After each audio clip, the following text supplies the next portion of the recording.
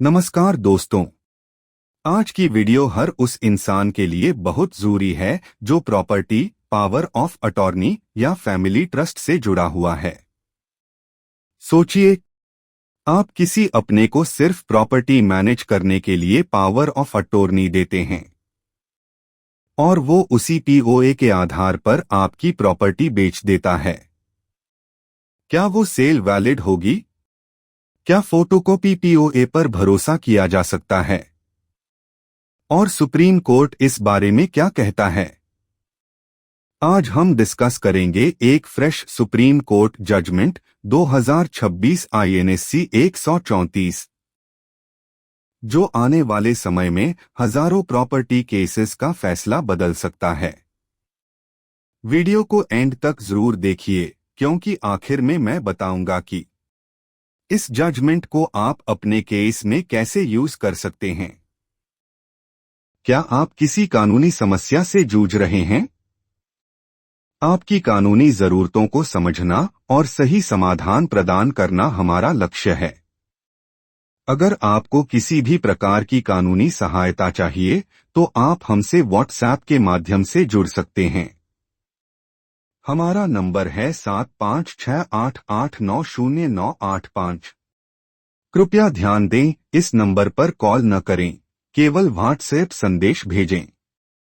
हम आपकी हर संभव मदद करेंगे और आपके कानूनी मामलों का समाधान दिलाने के लिए हमेशा तैयार हैं। तो देरी न करें, आज ही संपर्क करें। धन्यवाद। दोस्तों, केस की कहानी बिल्कुल रियल लाइफ जैसी है। प्लेंटिफ एक महिला है जो मुंबई में रहती है। उसकी केरल में 3 प्रॉपर्टीज हैं।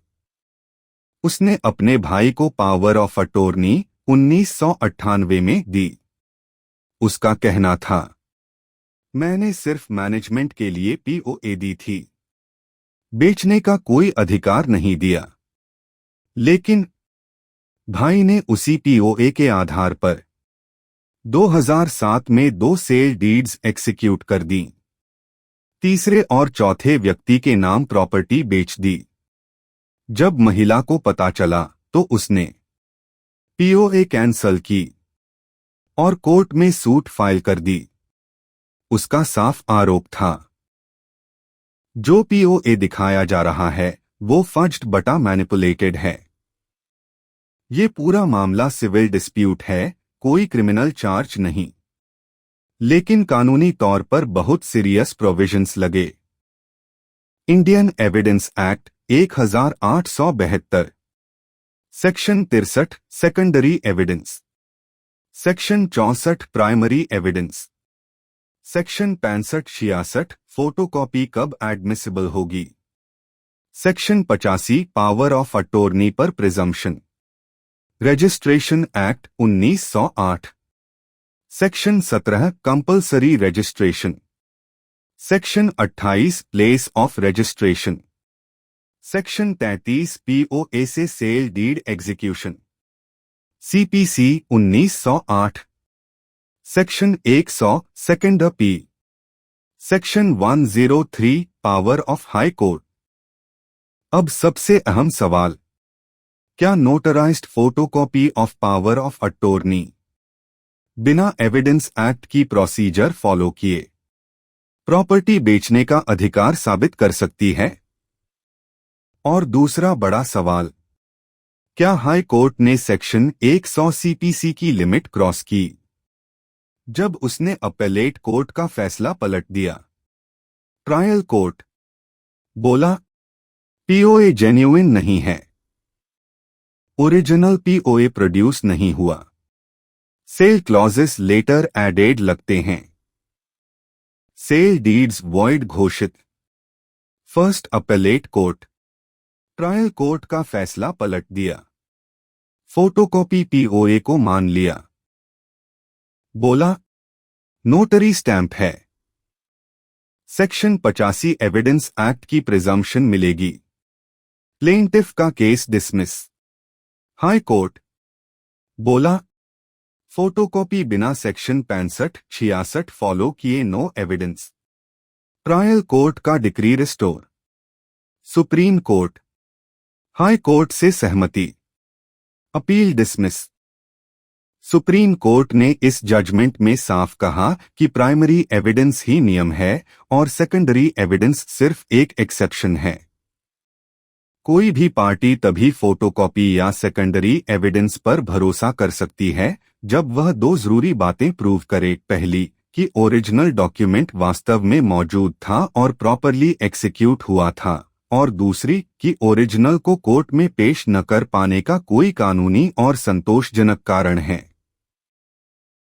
कोर्ट ने स्पष्ट किया कि सिर्फ नोटराइज्ड फोटोकॉपी होना प्रूफ नहीं बनता और सेक्शन 85 एविडेंस एक्ट की प्रिजम्पशन तभी लागू होगी जब डॉक्यूमेंट पहले लॉ के अनुसार एडमिसिबल साबित हो। सुप्रीम कोर्ट ने यह भी कहा कि फर्स्ट अपेलेट कोर्ट ने गलती की जब उसने इनएडमिसिबल फोटोकॉपी पर प्रिजम्पशंस अप्लाई की और बिना एडमिसिबल ओरिजिनल्स के सिग्नेचर्स कंपेयर किए। हाई कोर्ट ने फैक्ट्स को दोबारा नहीं परखा बल्कि एक शुद्ध लीगल एरर को सुधारा, इसलिए उसका हस्तक्षेप पूरी तरह से सेक्शन 100 सीपीसी के दायरे में वैध था। की considerations of this judgment. Supreme court ने बहुत साफ प्रिंसिपल्स रखे। प्राइमरी एविडेंस रूल है, सेकेंडरी एक्सेप्शन। फोटोकॉपी तभी चलेगी जब ओरिजिनल का एग्जिस्टेंस प्रूव हो, लॉस बटा नॉन प्रोडक्शन एक्सप्लेन हो, notary stamp automatic proof. Section 85 evidence act की प्रिजम्पशन तभी मिलेगी जब डॉक्यूमेंट लीगली प्रूव्ड हो। कोर्ट ने साफ कहा, photocopy of POA without foundation is no evidence in law. Important points of the judgment. Photocopy secondary evidence automatically. Presumption तभी जब एडमिसिबल एविडेंस हो। एजेंट की अथॉरिटी स्ट्रिक्टली प्रूव करनी होगी। फैमिली रिलेशनशिप कोई शॉर्टकट नहीं है। Evidence law emotional arguments. Supreme court ने किन केसेस को रेफर किया? Hiro Vinod v Seshammal, J Yashoda v Shobha Rani, Ashok Dulichand v Madhavlal, O Bharathan v Sudhakaran. Important points of the judgment. Photocopy secondary evidence automatically. Presumption तभी जब एडमिसिबल एविडेंस हो। एजेंट की अथॉरिटी स्ट्रिक्टली प्रूव करनी होगी। फैमिली रिलेशनशिप कोई शॉर्टकट नहीं है। Evidence law emotional arguments. Final verdict analysis. Supreme court ने अपील डिसमिस कर दी। सेल डीड्स वॉइड रहीं। प्लेंटिफ की ओनरशिप कंफर्म्ड। कोर्ट का कंक्लूजन। अपेलेट कोर्ट ने इनएडमिसिबल एविडेंस पर भरोसा किया। हाई कोर्ट ने सही करेक्शन किया। डिफेंस प्रेजेंटेड, दोनों पक्षों की दलीलें। डिफेंडेंट का डिफेंस। पीओए एग्जीक्यूशन एडमिटेड है। प्लेंटिफ ने पीओए कैंसल की मतलब एग्जिस्ट करती थी। सेल कंसिडरेशन ली ratification. Section 85 evidence act presumption क्यों फेल हुआ? प्रिजम्पशन से पहले प्रूफ जरूरी। अथॉरिटी ही प्रूव नहीं हुई। फोटोकॉपी लीगली प्रूव्ड नहीं थी। प्लेंटिफ का डिफेंस। ओरिजिनल पीओए कभी प्रोड्यूस नहीं हुआ। सेक्शन 65-66 फॉलो नहीं। पीओए मैनिपुलेटेड है। अनऑथराइज्ड एक्ट प्रिंसिपल को बाइंड नहीं करता। क्यों सक्सेसफुल हुआ? डिफेंस पूरी तरह एविडेंस लॉ पर बेस्ड। प्रोसीजरल लैप्सेस एक्सपोज किए। लीगल एरर दिखाया। How this judgment can be used in future. दोस्तों, ये जजमेंट गेम चेंजर है। आप इसे यूज कर सकते हैं फेक बटा फोटोकॉपी पीओए केसेस में, अनऑथराइज्ड सेल डिस्प्यूट्स में, सेकंड अपील में परवर्सिटी दिखाने के लिए, एविडेंस एडमिसिबिलिटी चैलेंज करने में।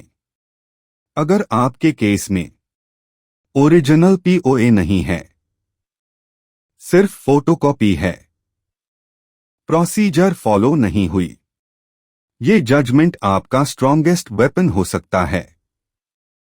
सुप्रीम कोर्ट का साफ संदेश है, पावर ऑफ अटॉर्नी की सिर्फ फोटोकॉपी या नोटराइजेशन पर प्रॉपर्टी नहीं बिक सकती, जब तक ओरिजिनल या लीगली प्रूव्ड सेकेंडरी एविडेंस नहीं होगा, कानून उसे मानेगा ही नहीं।